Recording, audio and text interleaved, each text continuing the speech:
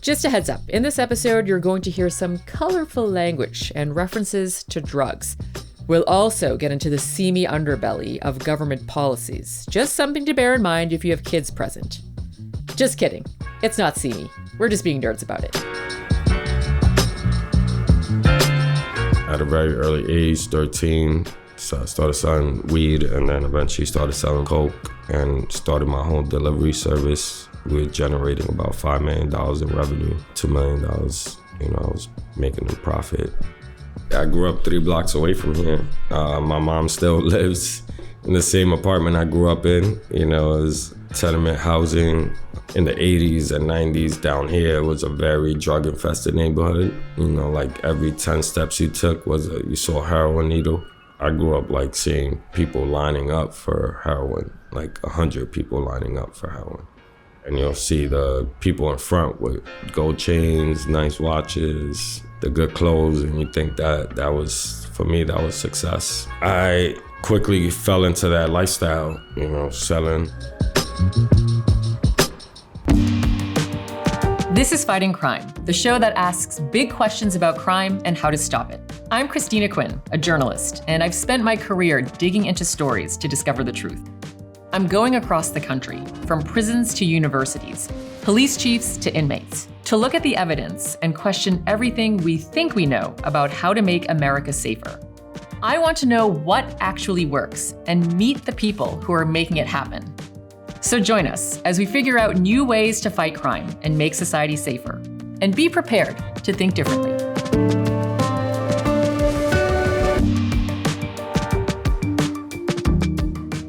In this episode, we're going to tackle a common dilemma for people leaving prison: getting a job after serving time. We'll hear from experts who study the risks and rewards for hiring formerly incarcerated people. And we'll look into the actual evidence of which hiring policies work and don't work. We will hear how providing business owners with insurance can help, and how just a single performance review can work wonders in getting employers to hire people who've done time. But first, it's worth understanding just how hard it is to land a job after you've come out of prison. To do this, I'm heading up to New York City to meet someone who has been able to do just that, and also help other former prisoners by giving them jobs upon release. My name is Coss, Marte. I'm the CEO and founder of ConBody and ConBud. ConBody is a fitness studio on the Lower East Side. ConBud is its sister cannabis dispensary right downstairs. And before Coss Marte became a fitness mogul and licensed cannabis retailer, he spent years in and out of prison, including 3 stints on Rikers Island. At a very early age, 13, so I started selling weed and then eventually started selling coke and started my home delivery service. We were generating about $5 million in revenue, $2 million, I was making a profit. That's a lot of money. So how old were you when you were generating $5 million? 19. That's bananas. Yeah. Essentially, you built a business. Granted, you were selling illicit drugs, but it sounds like you always had a head for business. I grew up with people in my family, my dad had a bodega in our building, downstairs. I was 10 years old, cleaning all the shelves, opening up the store, working the register for the morning, going to school, then coming after school. And I've always had 50 jobs. Coss was 15 when he was first arrested for selling drugs, and his last stint was for 7 years on drug ring charges. At the time of his arrest, he had several people working for him across 3 states, and then he was caught with 1.5 kilos of cocaine and 5 pounds of weed. When Coss was released, he was determined to never return. It's a familiar story. Former criminal pledges to turn his life around, but quickly realizes that the real world isn't too keen on hiring ex-convicts. So when you left, you had $40 in your pocket, and you had a lifestyle previously where you had been making millions. And so at what point did you realize, I can't go back to dealing? I definitely made that decision before, and while I was in solitary confinement, and basically, created a plan and wrote out really what I wanted to do when I came home, and that was ConBody. And I was just determined to just do it.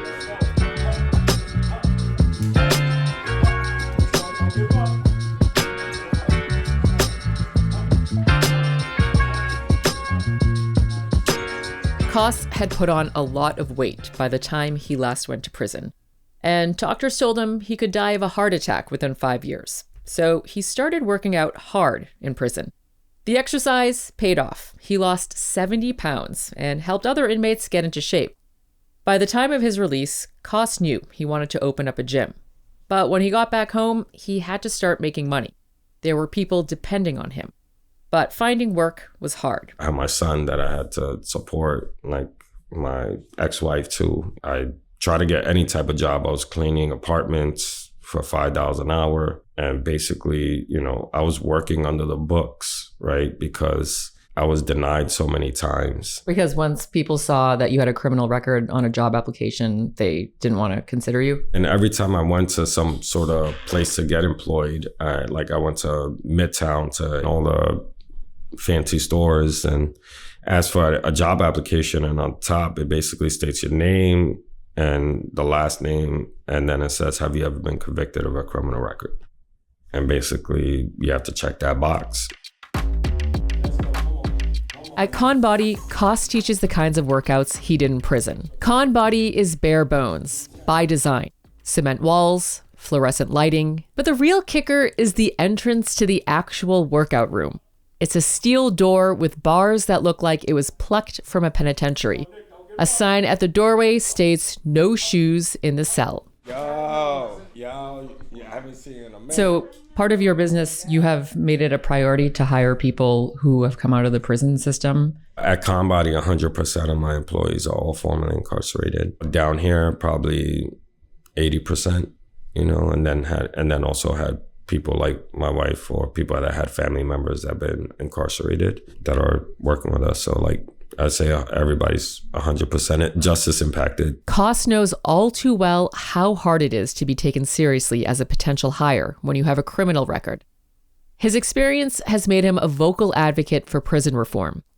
When he couldn't find work in retail, he signed up for an internship program at the Fortune Society, a nonprofit that helps formerly incarcerated people re-enter the workforce. They sent him to work at Goodwill as a desk assistant. While he was there, another job had opened up. He completed the application, except for one section. And I remember that I applied, but I left the section that asks, have you ever been convicted of a felony? And I left that blank.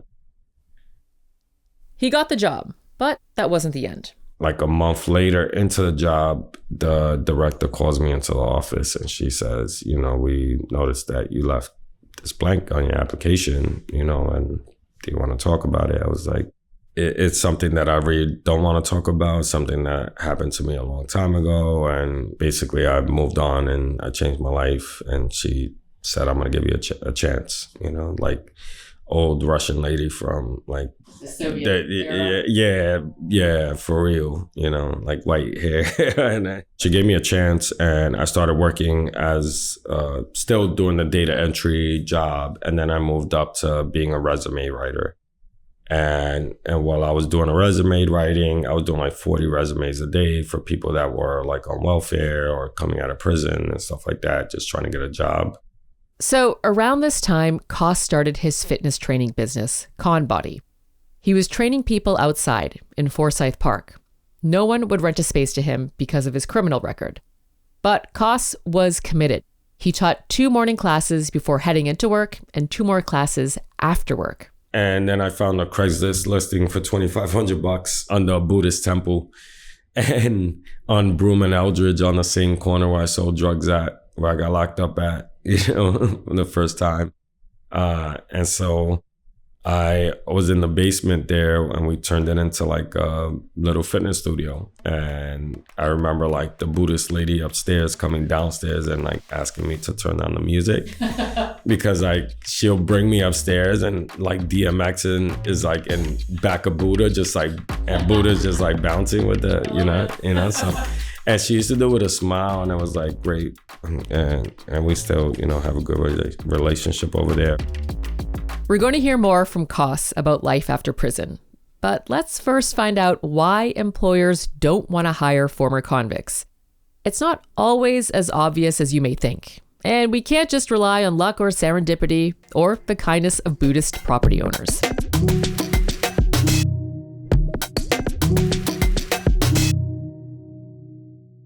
Here's a cold, hard fact. The Department of Justice estimates just under 500,000 people are released from state and federal prisons in the U.S. each year. There must be other ways we can motivate employers to hire people who've done time. And to do that, we need to really understand why employers are so cagey about hiring former inmates to begin with. Part of what they will say is that they're concerned about risk. My name is Amanda Agan. I'm an associate professor at Cornell University in the Brooks School of Public Policy in the Department of Economics, and I do research on crime and labor markets. Amanda Agan is one of the leading scholars in this area, and she sets up experiments as part of her research to try and get clear evidence on what actually works. Dr. Agan has found that when it comes to hiring, there are many versions of risk. The risk that this individual will commit another crime on the job, harm a customer, steal merchandise, something like that, some version of risk. That they're also worried about kind of the job match or productivity. So one concern, for example, can be outdated skills. When a person has been in prison for a long time, there's a good chance they've missed out on all the rapid advancements in technology and the ways everyday life has changed. Not to mention, what if their new hire commits a crime? They're worried about the probability of recidivism.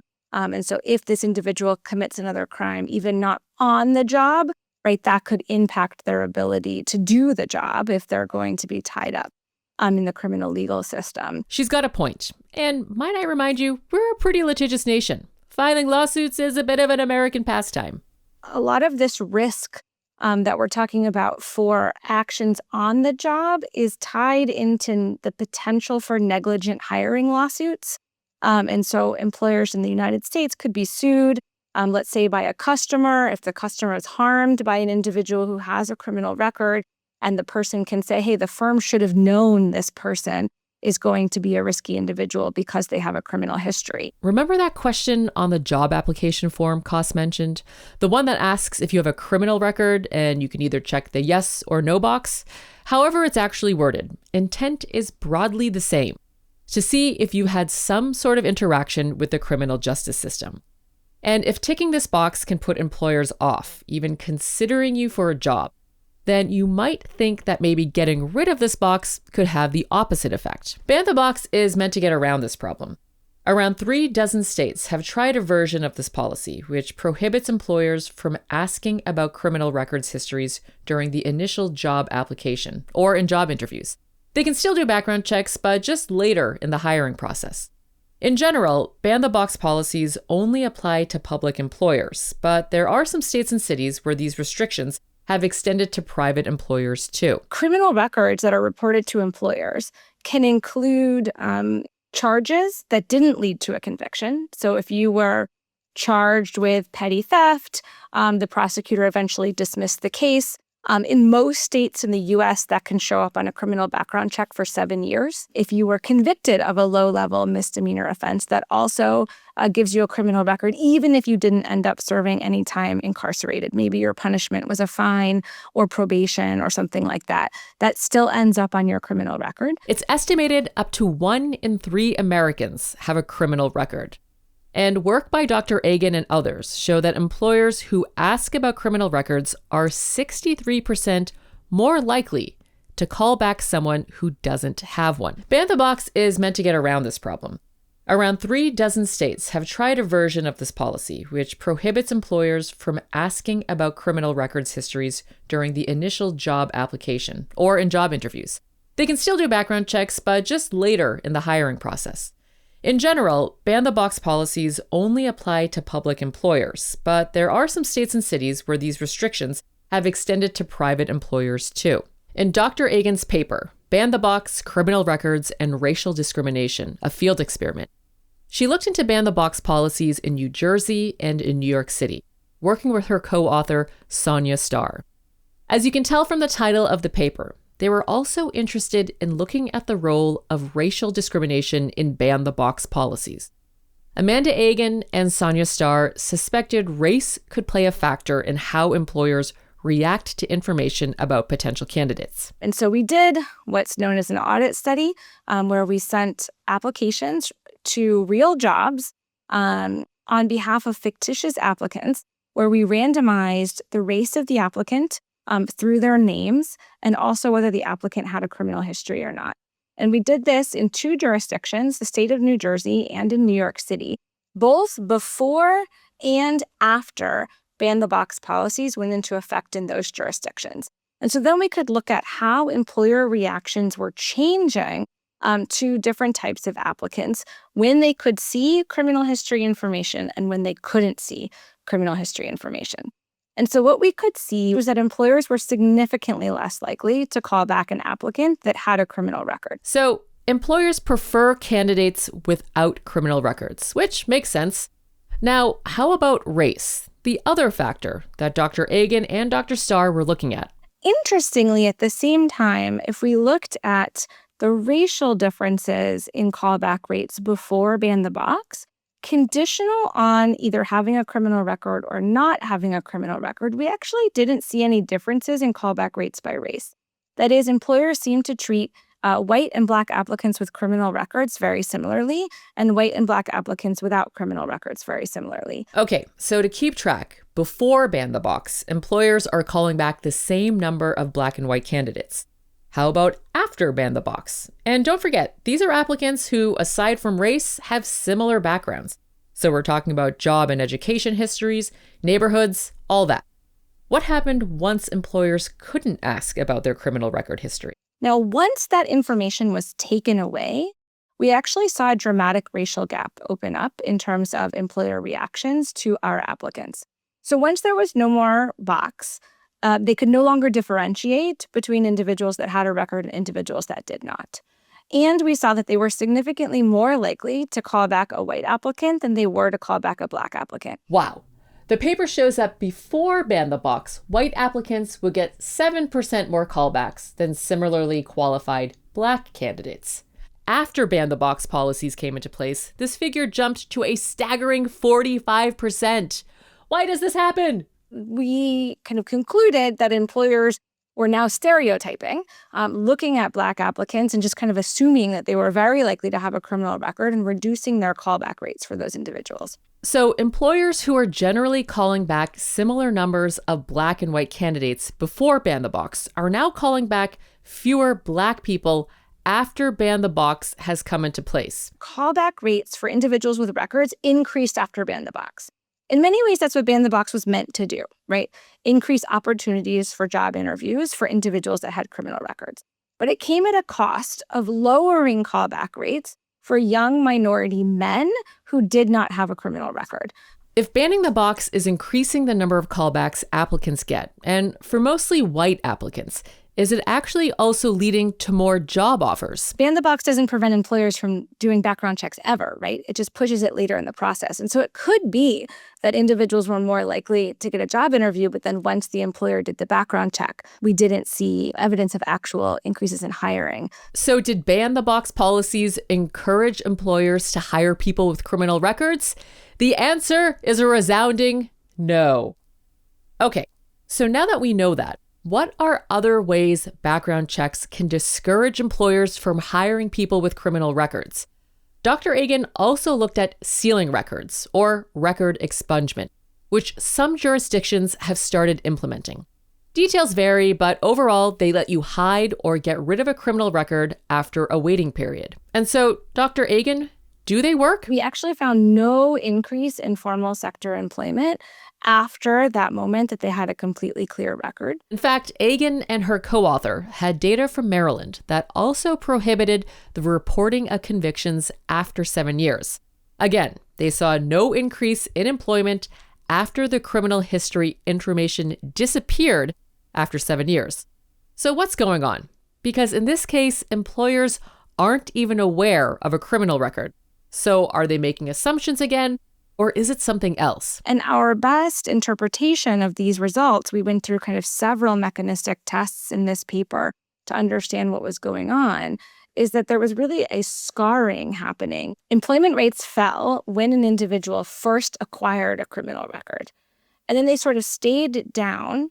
These individuals are going through the labor market with a criminal history, perhaps having trouble getting hired, having trouble getting full-time employment, having trouble getting hired into the sort of jobs that have job ladders. 7 years later, when that information goes away, their resumes kind of carry the scars of that criminal history anyways. And employers are still potentially reluctant to hire them at that moment. And it was hard to undo that sort of scarring. So if you have a criminal record, it's harder to find a job. You have gaps without working or doing work below your skills.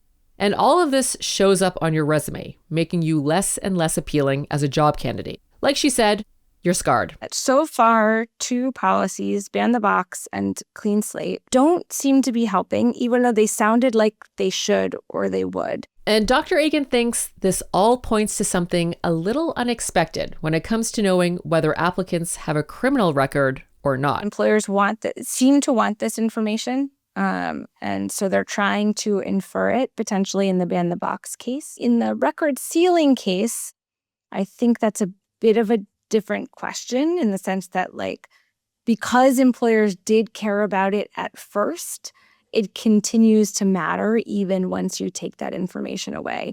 But it does seem to be that something that employers care about. And so I think getting more information to provide to them about exactly what the risk and productivity profile of individuals with records are, right? What should they be doing? That would be the kinds of information that we would want at least to give to employers as they think about these sorts of hiring decisions. So at this point, we know ban the box and sealing records don't help employers hire more formerly incarcerated people. In fact, it has the opposite intended effect. What are other things that can work? I'm Zoe Cullen. I'm a labor market economist. I'm an associate professor at Harvard Business School, and I study inequality in the labor market. In 2022, Cullen and her colleagues published a paper on increasing the demand for workers with a criminal record, working alongside Will Dobbie and Mitchell Hoffman. They looked at these 3 options: wage subsidies, providing insurance to employers, and performance reviews.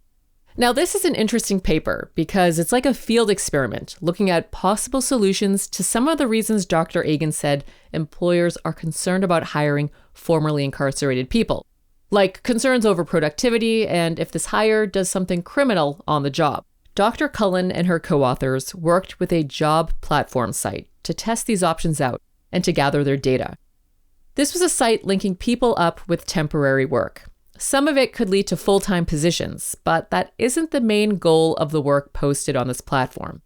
They wanted to check if these other options could do away with the need to have background checks, which would let employers see if someone has a criminal record. The staffing platform understood that they have a large share of their population of applicants with some indication on their background check of having encountered or been confronted by the criminal justice system, not necessarily incarceration, but anything as light as a speeding ticket to things that are more serious like violence or sexual assault. Now, don't forget, potentially up to a third of people may have a criminal record, which is far higher than the number of people who've gone to prison. So employers potentially miss out on a large number of people who could be a great match for them. The platform that we worked with wanted to know if it was good for business and good for the particular employer clients to have access to this pool of workers. Dr. Cullen and her colleagues asked employers if they'd be in favor of removing the background checks. So under such a condition, if they were going to get rid of this flag, they would be accepting potentially a 1 in 3 chance of having somebody who has some flag on their background. Now, one thing to note up front is that they found 39% of employers were willing to hire someone who had a record come up on their background check. So what did they find after they removed the background check under the 3 different options? Let's go through them one by one, and let's start with the wage subsidy. These are payments made by the government to employers to encourage them to hire someone, and in this case, someone who potentially has a criminal record. In practice, it means that the government will be paying part of the person's wage, so it means less money is leaving an employer's pocket. You may be wondering why the government may want to do such a thing. Dr. Cullen explains that society benefits from formerly incarcerated people having employment, and so it would help us if we give employers incentives to hire people who've been inside. Don't forget, If people reoffend, they'll get caught up in the criminal justice process, maybe go to prison, and the rest of it, well, that costs a lot of money. One of the options that policymakers think about is making it cheaper for employers to employ someone like this. And that's where wage subsidies come in. So if an employer can get a credit from the U.S. government for hiring workers that we think are good for that we want to be hired for the benefit of society, then perhaps taxpayers and the public would vote for that and be supportive of that. So that's the idea behind encouraging employers to hire. Dr. Cullen and her co-authors found that if employers are given wage subsidies for hiring people who've been to prison, they are more likely to bring them on. For this project, an online hiring platform paid the subsidy. But the study found that if the government gives a full wage subsidy, meaning that the business doesn't pay anything at all, then 54% of businesses are willing to hire someone with a flag on their background check. Now onto insurance. We're talking about employers being insured in case a potential worker does something criminal on the job. The platform was willing to offer insurance of up to $5,000 for damages. Remember what Amanda Agan said earlier? One of the main reasons people are hesitant to hire a former convict is that they're worried this person might commit a crime on the job. Cullen and her team found that providing insurance that would cover up to $5,000 worth of damages would increase the willingness to hire up to 51%, which is the same as if the employers received an 80% wage subsidy. Now, get this. If employers were offered insurance covering $100,000 or even $5 million in damages, guess what? It didn't increase their willingness to hire by much more. So it really only takes a small amount of coverage to make a big impact on employers' willingness to hire. And finally, performance reviews. These are an alternative to background checks. And in the study, employers were offered a performance review. You know, some feedback saying how you did in a job. Think of it as a review you may leave for a restaurant online or for something you purchased, that kind of thing. So here were the options. A single performance review, 5 performance reviews, or 25 performance reviews. Who the hell wants to read 25 performance reviews? In each case, employers were more likely to hire someone who had performance reviews. In fact, though, just one performance review, just one, was all it took to increase their likelihood of hiring up to 50%. And it didn't change much if there were more reviews. You know why? Because no one wants to read that many reviews.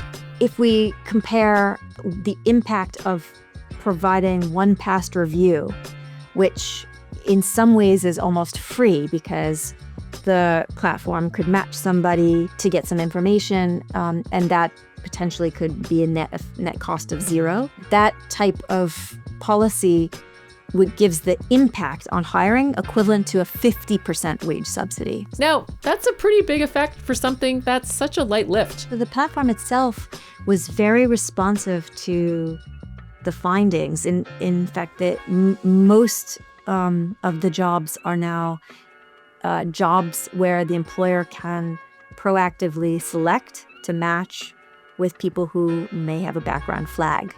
And that allows employers, as in our study, to sort of express their willingness to more quickly match now with a pool of workers that had been previously screened out. So that was a big deal. And it ended up creating a lot of job opportunities for workers who had that background flag. And there's something else that Zoe Cullen found interesting. Well, I just want to underscore something that I think was surprising to everybody, which is before we introduced any policy at all, 39% of the employers without any wage subsidy were willing to match without the criminal record processing.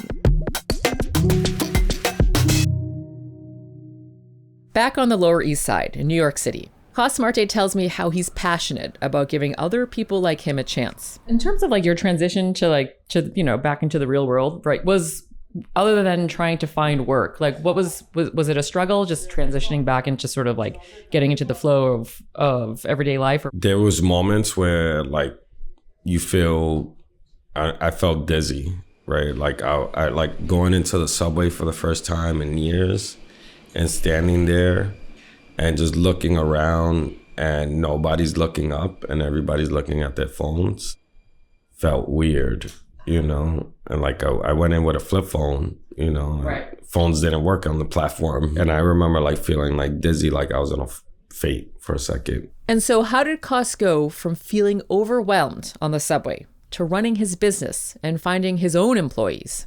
How do you find them? A lot of different ways. My team goes into the jails, like Sarita, she's going into the juvenile facility right now to train the inmates. We teach classes inside with Rikers Island in the juvenile facilities, and then we give people internships when they come out. People write letters, word of mouth. People show up on the door, different referral programs. We have different nonprofits that we work with, all types of stuff. I've maybe hired over 200 formerly incarcerated people coming out of the prison system, maybe even more. Have any of them reoffended? Do you know? We say we have a 0 recidivism rate, so nobody has been convicted. Coss doesn't just hire people straight up, but puts them on a 6-week internship program. It provides a good way for him to assess if someone has the chops to work for ConBody or ConBud, and can get around some of the problems Amanda Agan talked about, which make employers hesitant to hire formerly incarcerated individuals. Factors like being concerned if this person is going to be productive and reliable. There's people that I've hired that we see that you're not putting the effort, we're not gonna put you on, and that's why we do like the internship to like see where there's an opportunity. How can we make it easier for formerly incarcerated people to get work? I think giving somebody a chance, right? It's not always going to work out. I think use your judgment, right? Like tests, I think start working with different nonprofits that give internship opportunities that could bring people in and have people prove that they could work. So we're seeing what works and what doesn't. And we'll leave you with 3 facts. 1, employers want more information, not less. So we don't want to ban the box. And we want performance reviews, which help indicate how good someone's work is. 2, 39% of employers from Zoe Cullen's research had no problem hiring former convicts. Employers are keen to hire these people. They just have concerns. 3, insurance helps. Providing insurance for just up to $5,000 in damages encourages employers to take on formerly incarcerated people. Speaking of performance reviews, let us know what you think about this podcast. Subscribe and leave us a review. And if you want to hear more about the best types of jobs to help people back into the workforce, I'm Christina Quinn, and together we are fighting crime. Thanks for listening to Fighting Crime. Please subscribe to us on your podcast player. That way you can easily keep up to date with all these new ideas. Our series producer is Nastaran Tavakoli Far. Production by yours truly, Christina Quinn. Video production and editing by Mike Tamman and James Page. Our researcher is Ben Miley Smith. The theme music is by Armin Bazarian. Our executive producers are Meredith Peebles and Jonathan Coates. This was an Indio media production for Arnold Ventures.